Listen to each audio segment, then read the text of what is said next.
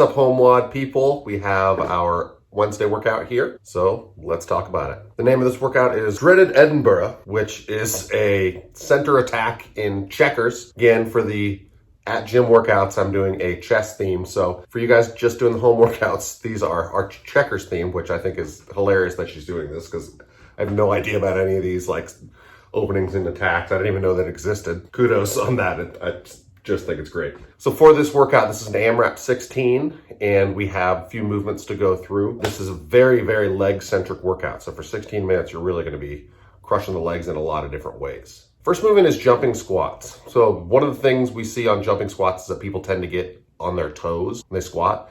At the top, of course, we want you to be on your toes because in order to jump, you do have to transfer weight from the center of your foot up onto the toes in order to have any kind of lift off. Few notes, please make sure that you are doing a proper squat. So when you go down, make sure your knees are being driven out. And for the standard, we do want you to go down so that your hip crease is below the top of your knee. So a full squat every time, maybe even a little bit lower because you want to use that rebound bounce out effect. Remember to load your feet correctly. So I'd rather have it be more toward the heels than more toward the toes. In actuality, we want to have those 3 points contact, big toe, pinky toe, and heel on the floor until you pop at the top. How high do you need to jump? Not very. If your feet lift off the ground and your hips are at full extension and your knees are locked out, that is a fine jump squat. Burpees, nothing else to say. Jumping lunges, these are alternating and 16.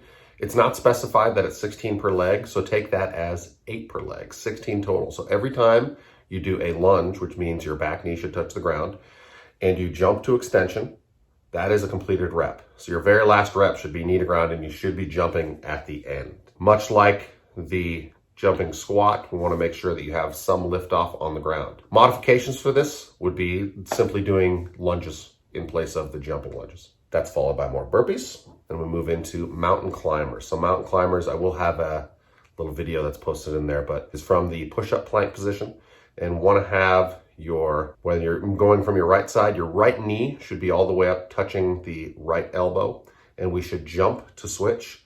If you have your back foot down, your right knee forward touching your right elbow, that right foot should also be down. So it's a kind of a stop and go instead of a piston pumping action where your front foot never touches the ground.